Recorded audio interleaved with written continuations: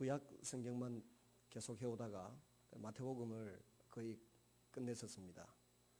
그리고 절기 때문에 부활에 대한 설교를 하고 마태복음을 마무리 짓는 것을 다 하지를 못했습니다. 그러나 그래도 메시지는 거의 다 했다고 생각이 되기 때문에 이제 사도행전으로 넘어가겠습니다. 사도행전을 몇 번에 걸쳐서 할 수 있을지 모르겠습니다만 최소한 1년 이상 갈 것 같습니다. 한 2년 정도 될 것 같은데 또 2년 동안 사도행전만 하고 있으면 어떤 분들은 왜 저 구약은 안 하고 또 신약만 하냐 이렇게 생각하실 분도 있을 겁니다. 그런데 지금 기독교 100주년 기념교회를 섬기는 그 이재철 목사님 같은 분은 옛날에 서울 강남에 주님의 교회를 개척해서 아주 큰 교회가 되었는데 10년인가 섬기는 동안 요한복음만 10년 동안 계속 했었습니다. 그러니까 성경은 구약만 하고 있어도 사실은 그 속에 신약이 포함되는 거고 신약 사도행전만 해도 거기에 구약의 모든 내용들이 다 포함되어서 나오게 되어 있습니다. 그런 점을 이해하시고 당분간 사도행전을 좀 많이 읽어보시면 말씀을 깨닫고 삶에 적용하는 데 크게 도움이 되리라고 믿습니다. 일단 사도행전은 사도 바울과 함께 선교 여행을 동행했던 닥터, 의사 누가가 기록했다고 하는 것이 정설입니다. 그리고 수신자는 데오빌로라고 하는 사람으로 되어 있습니다. 이 누가는 누가복음을 먼저 기록을 했고 그 다음 사도행전을 기록해서 누구에게 보냈는데 누가복음에 보면 그 데오빌로 각하라고 되어 있습니다. 이 각하란 용어는 옛날에 대통령 그 다음에 높은 사람에게만 쓰던 용어였습니다. 로마 제국이 통치하던 그 시대에 각하라고 하는 그 호칭을 붙여 쓸 수 있는 사람은 적어도 총독 이상의 사람이었다는 겁니다. 그러면 하늘만큼 높은 위치에 있는 사람을 향하여서 복음을 전하기 위해서 사랑을 가지고 편지를 써서 보냈는데 처음에 보낸 편지가 누가복음이었고 두 번째 이 사도행전을 써서 보낼 때쯤 되어서는 그 총독이란 각하라고 하는 단어가 빠져 있습니다. 누가복음에는 보면 1장에 데오빌로 각하에게 써 보내는 것이 좋을 줄로 알아서 내가 썼다 이렇게 이야기를 하는데 오늘 우리가 보는 1장 1절 제일 초도에는 데오빌로 여 이렇게 되어 있습니다. 앞에 각하여라고 부르다가 갑자기 누가가 데오빌로 여 이렇게 친근하게 부르게 된 것의 의미를 어떤 분은 해석하기를 데오빌로가 이 누가복음을 많이 읽고 감동을 받고 은혜를 받아가지고 이제 누가에게 더 이상 나를 그렇게 그 존칭을 극존칭을 써서 부르지 말고 그냥 우리 친구처럼 사이좋게 지내고 당신이 알고 있는 하나님에 대해서 좀 잘 이야기하고 전해줬으면 좋겠다 이런 요청에 의해서 그가 스스로 자신을 낮추어서 누가에게 요청한 그것 때문에 아마 이 누가가 데오빌로여 이렇게 자신 친근하게 각하라는 단어를 빼고 썼을 것이다 이렇게 이야기를 하더군요. 사실 아랫사람이 윗사람을 보고 자기를 높여가지고 갑자기 친근하게 부르기가 어렵습니다.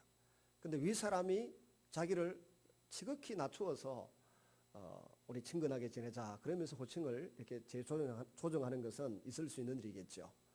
근데 이 세상 지구 역사 이래로 가장 높은 자리에 있던 분을 가장 낮추신 분이 누구냐? 바로 하나님 자신이십니다.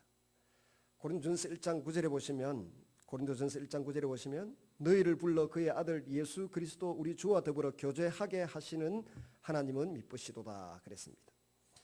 이 말의 의미를 잘 생각해 보시면 고린도 교회 성도들을 불러서 하나님의 아들 예수 그리스도 우리 주와 더불어서 교제, 친구 되게 사귀게 하시는 하나님은 미쁘다, 신실하다, 믿을만하다 이런 표현을 사도 바울이 사용하고 있습니다.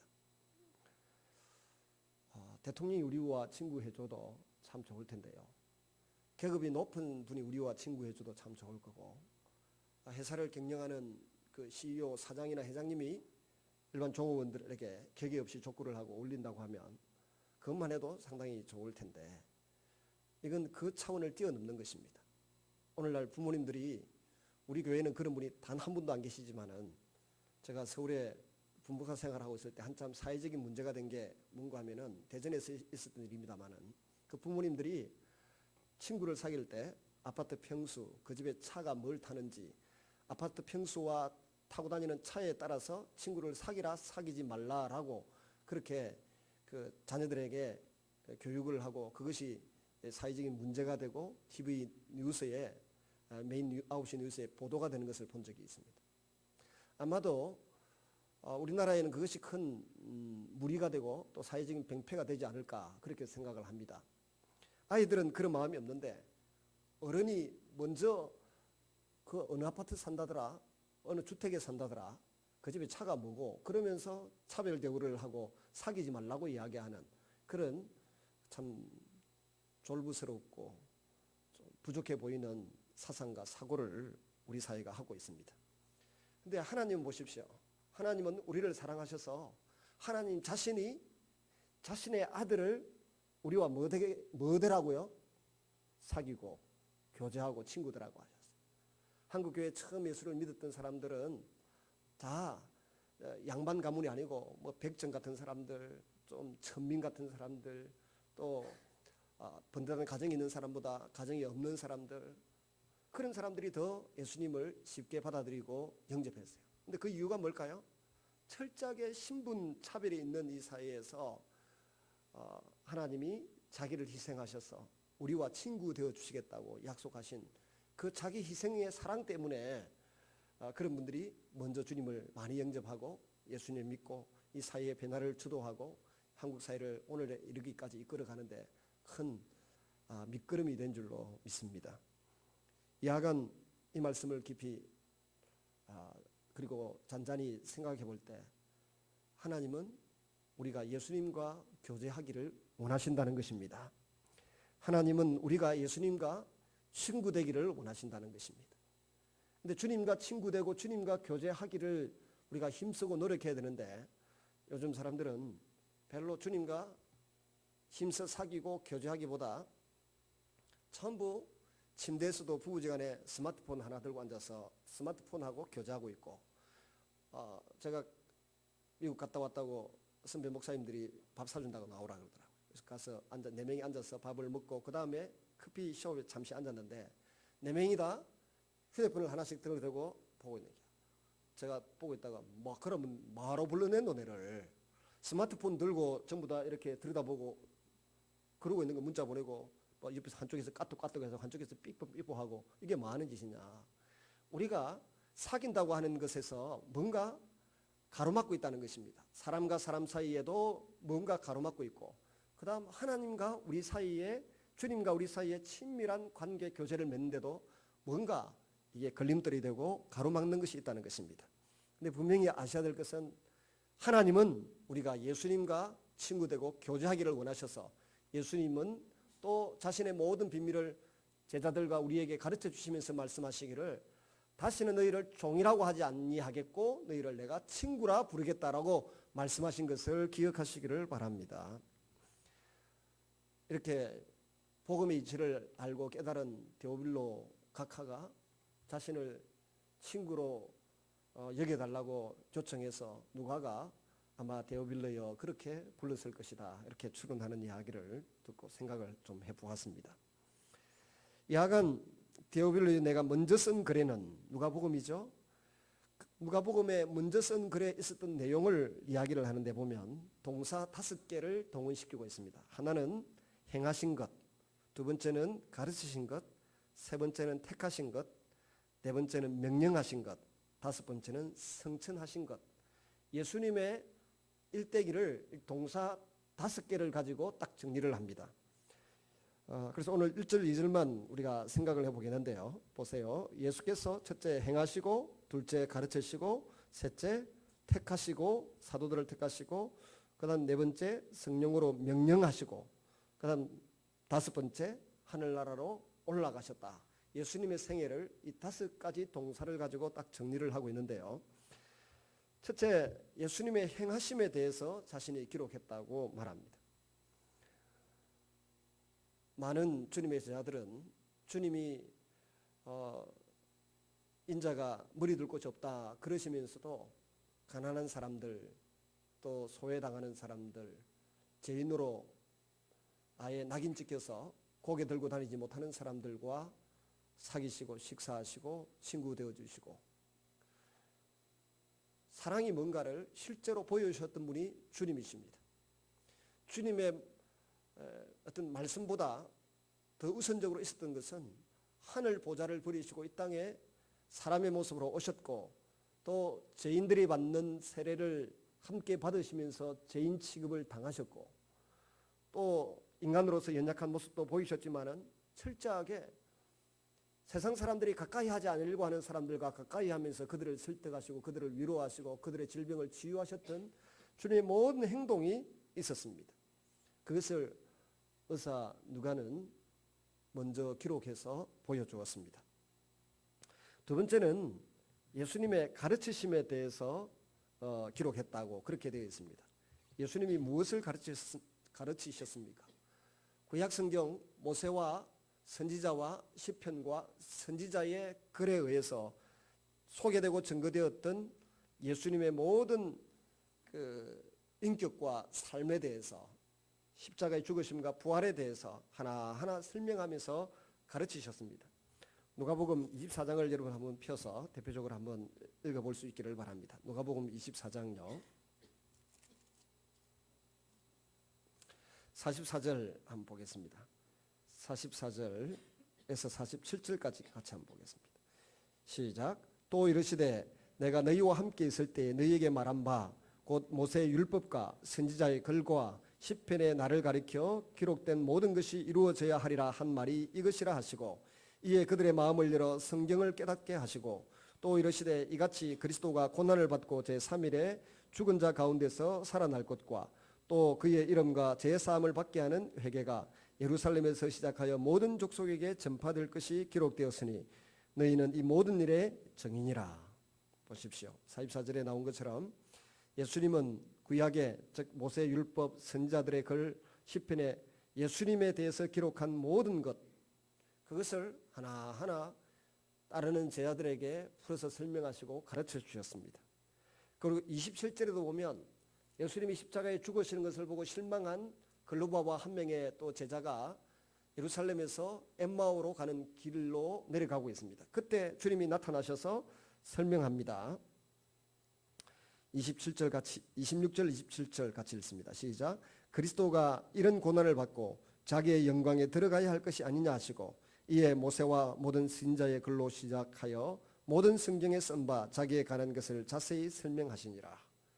창세기부터 말라기까지 성경에 기록되어 있는 예수님에 관한 이야기를 하나하나 이 엠마오 도상에서 글로바하고 또 이름이 밝혀지지 않는 한 명의 제자에게 설명을 하셨습니다.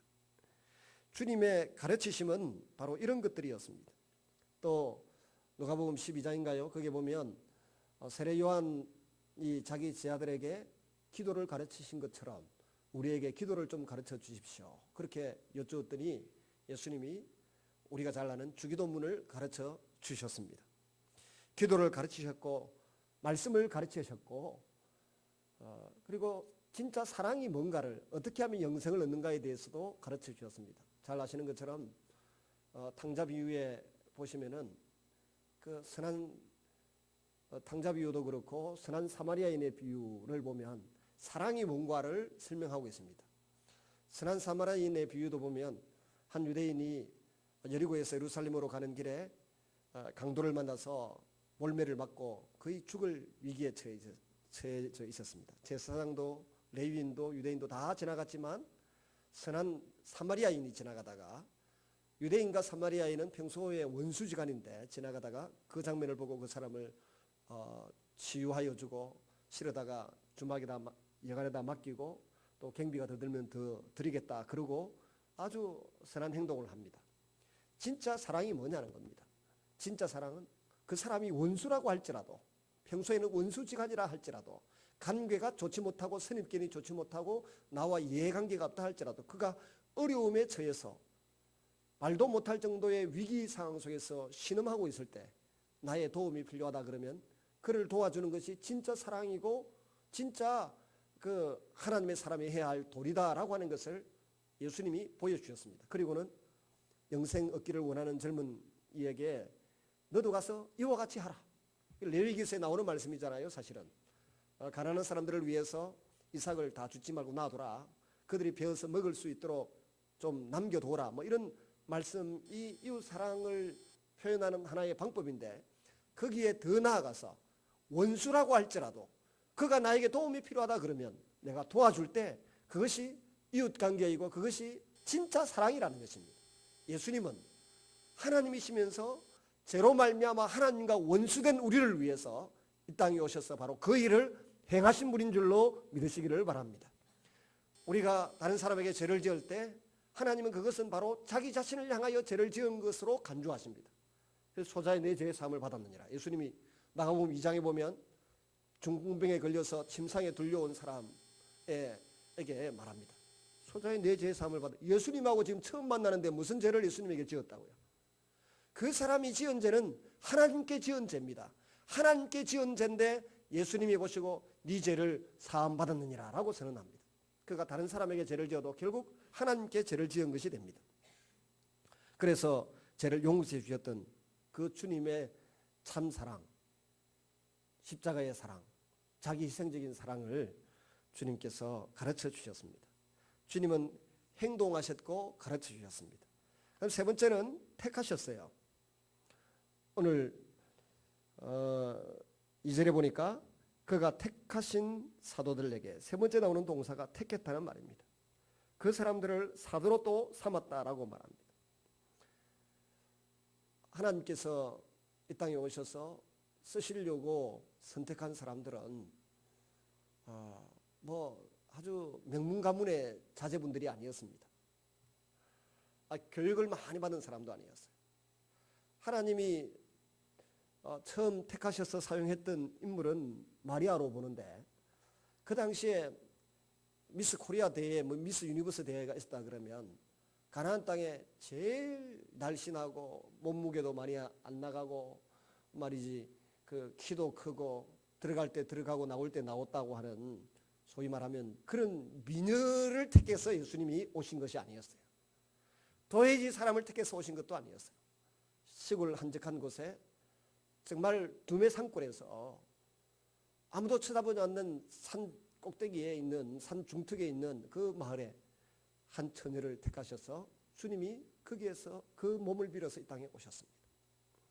제자들의 면면을 살펴보아도 제대로 고등교육을 받았거나 제대로 사람들 앞에 서서 자기 의견을 논리정연하게 표현할 수 있는 그런 사람을 택하신 게 아니었습니다.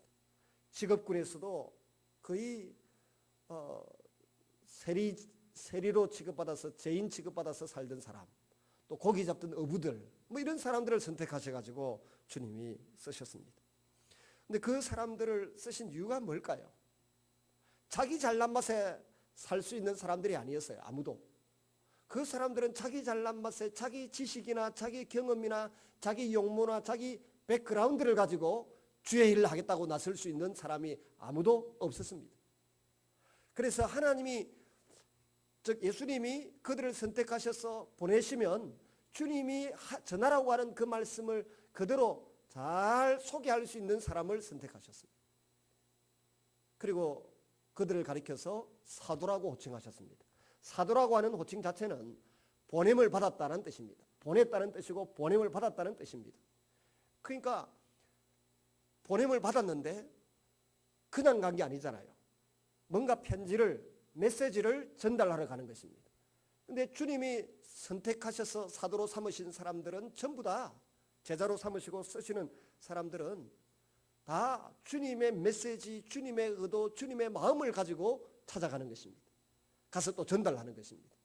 제가 제 일생의 기도의 제목이다 혹은 내 묘비명에다가 써달라고 부탁한 내용이 뭐라고요? 하나님의 마음을 잘 전달한 사람, 전달하려고 노력했던 사람.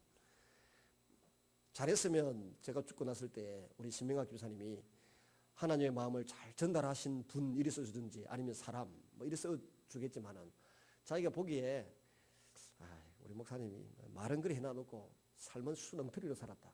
그래서 잘 그래도 죽었으니까 자식들이 보고 있으니 제대로 적어주긴 적어줘야 된대. 그런 마음이 그렇게 들면 이렇게 안 쓰겠어요. 하나님의 마음을 전달하려고 나름대로 노력하려고 했던 사람 뭐 이랬었는지 안 하겠어요. 야간 사도는 하나님의 메시지, 하나님의 마음을 잘 전달할 수밖에 없는 사람들이었어요. 많은 게 있어야지. 가진 게 있어야지. 뭐 백그라운드가 있어야지.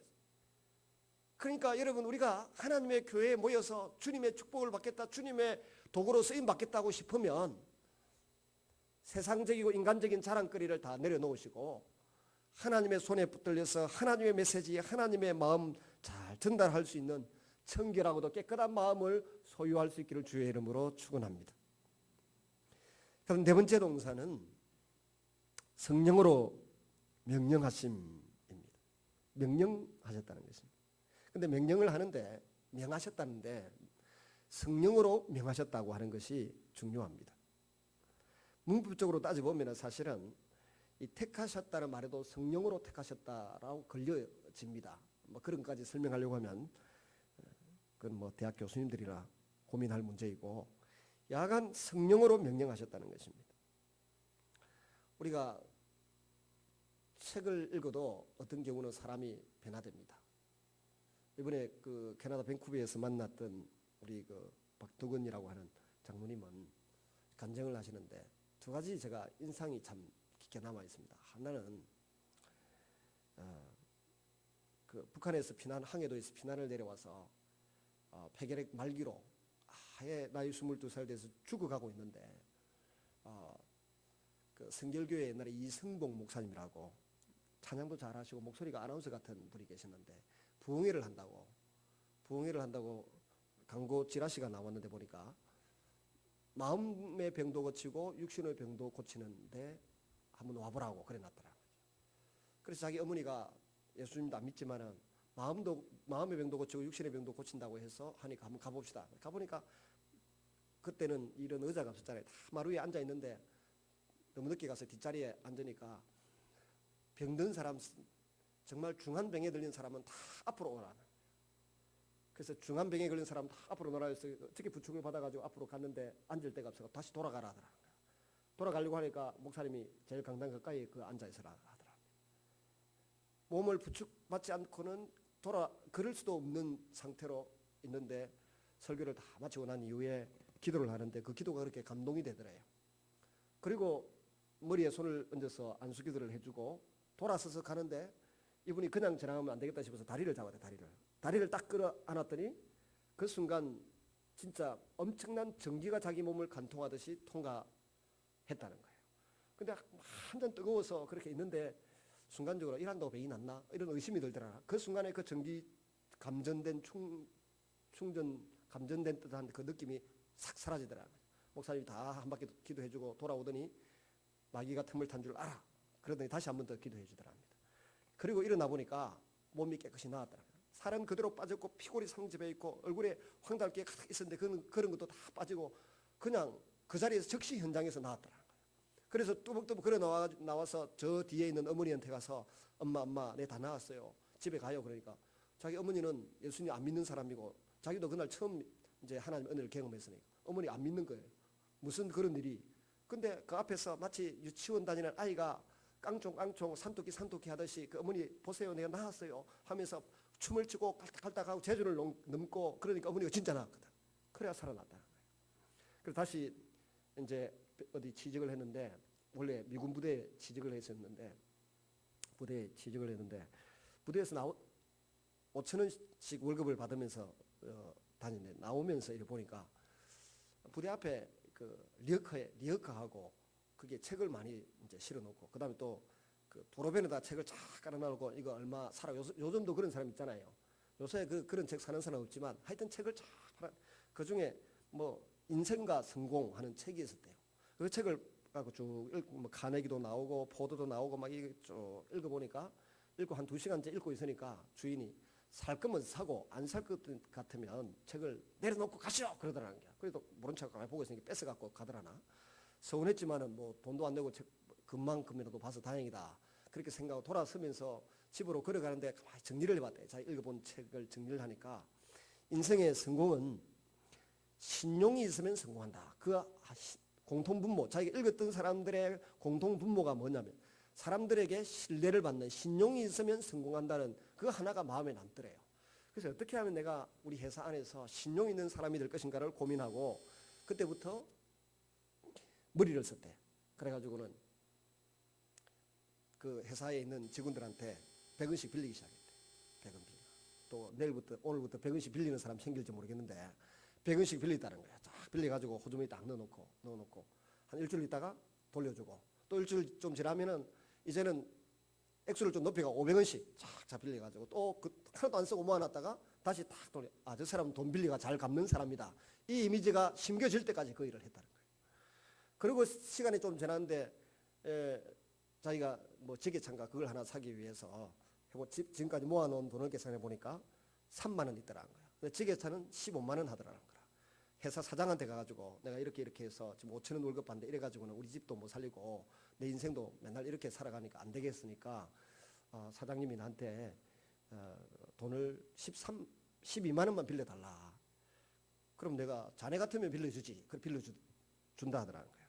그래서 자기가 차용증서를 써가는데 그걸 드리니까 차용증서는 필요 없네. 근데 차용증서를 안 받으시면 내가 이 돈을 빌려갈 수 없습니다. 해가지고 돈을 빌려서 15만 원을 들고 지게차 사러 서울 영등포에 갔대요. 가가지고 어떻게 해가지고 깎아서 트집을 잡고 5만 원 주고 샀대.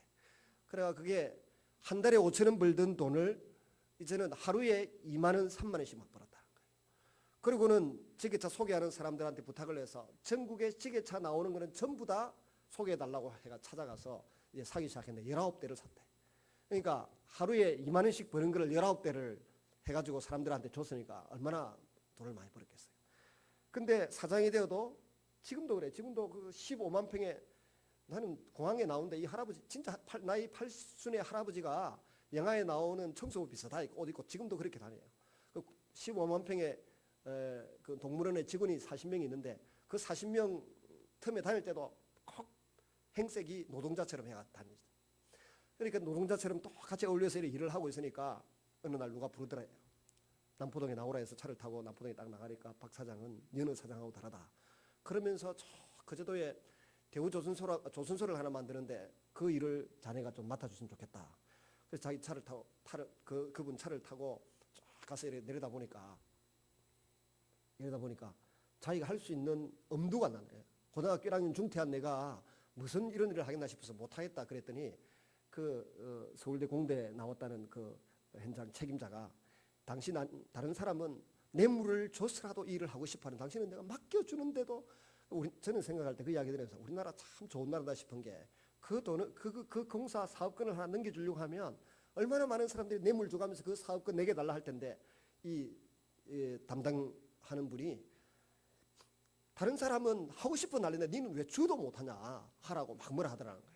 그래서 할 수 없이 그걸 공사를 받아가 하겠다고 하고 나니까 전국 각지에서 건설회사 사장이란 사장은 전부 자기한테 전화 오고 찾아와서 불고하면서 공사를 맡겨달라 하더라고요. 그래서 자기가 딱 맡기고 감독을 하고 뭐 그랬다는 이야기를 하고요.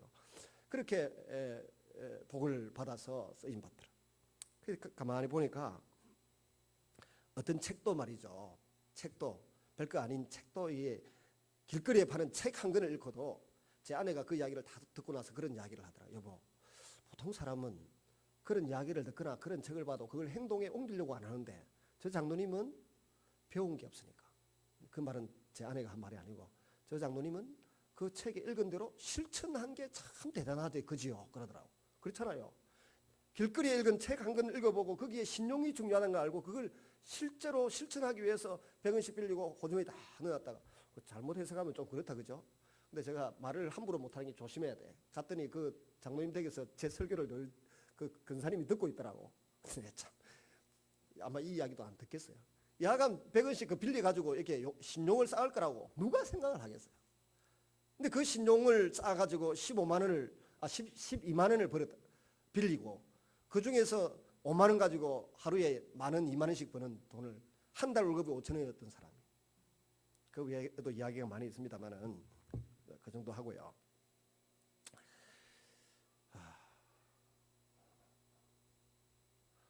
제가 돌아오자마자 임 목사님이 설교를 30분 해가지고 아주 히트를 쳤다는 이야기를 누가 하면서 짧게 하라 그래서 짧게 하려 했는데 갑자기 이 이야기 하다 보니까 또 길어지기 시작해요. 저한테는 기대를 하지 마세요. 어쩔 수 없어. 모분이 와가지고 저한테 여성도 회원들이 너무 좋아하고 막 식당에 대답하기를 내 평생 소원이 12시 전에 땡 하고 마치는 게 소원인데 아무리 해도 잘 안 되니까 내한테는 기대를 하지 마라. 야간 일반 책을 읽고도 그렇게 감동을 받아가지고 자기 삶을 새롭게 하는 분들이 있는데 성경을 읽고 성경 말씀의 은혜를 읽고 감동을 받은 사람들이 얼마나 여러분 새로운 삶을 살겠습니까? 그런데 특별히 보세요. 우리 주님이 하시는 일은 사도행전 10장 38절에 보면 하나님이 성령을 기름 붓듯 예수님에게 부으셔가지고 착한 일을 행하시고 귀신을 쫓아내시고 모든 질병을 고치셨다 그렇게 하지 않았습니까? 예수님이 하시는 말씀은 그냥 재미있는 이야기가 아니었어요. 그냥 상식적인 이야기가 아니었어요. 하나님이 예수님에게 성령의 능력을 부어주셔가지고 제자들을 가르치고 사람들을 설득하고 이끌어가는 그런 생명 있는 말씀이었어요. 그러니까 예수님의 설교를 듣고 회개하는 사람이 있었습니다. 그리고 마음의 상처가 회복되는 사람이 있었습니다. 구약 성경의 예고대로 안전뱅이가 걷고 눈먼 자가 눈을 뜨고 귀가 열리는 일들이 일어났습니다. 불치의 나병이 치유되는 사건들이 일어났던 것입니다. 저와 여러분이 정말 성령의 능력을 받아서 우리가 하는 말 때문에 다른 사람의 상처가 회복될 수 있기를 바랍니다.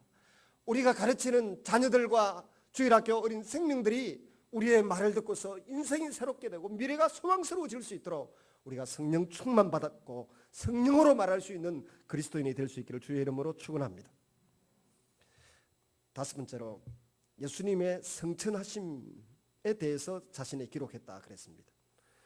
이 성천하심에 대해서는 누가복음 24장에 보면 죽으심과 부활을 포함하고 있습니다. 이 죽음과 부활을 포함해서 성천하심에 대해서 쭉 기록했는데 성천하시기 전에 주님이 마지막으로 하셨던 부탁이 뭡니까? 누가복음 24장 49절에 보시면 볼지어다 내가 내 아버지께서 약속하신 것을 너희에게 보내리니 너희는 위로부터 능력으로 입혀질 때까지 이 성에 머물러라. 그리고 50절에 보면 베다니 나아가서 구름 타고 하늘나라로 올라가셨다라고 되어 있습니다. 여러분 왜 예수님이 성천하시기 직전에 마지막 부탁이 뭡니까? 너희는 내 증인이다. 이 일의 증인이다. 나의 죽음과 부활의 증인이다. 그런데 이 증인의 사명을 잘 감당하기 위해서는 내 아버지께서 약속하신 것을 너희에게 보내리니 즉 성령님을 너희에게 보내리니 하늘로부터 그 성령의 능력으로 덧입혀질 때까지 이 예루살렘 성에 머무르고 기다리라 그랬어요. 우리 모두가 아버지가 약속하신 이것을 부여받아서 주님의 뜻대로 사는 행하는 사람, 말하는 사람, 글을 기록해서 남기는 사람 될 수 있기를 바랍니다.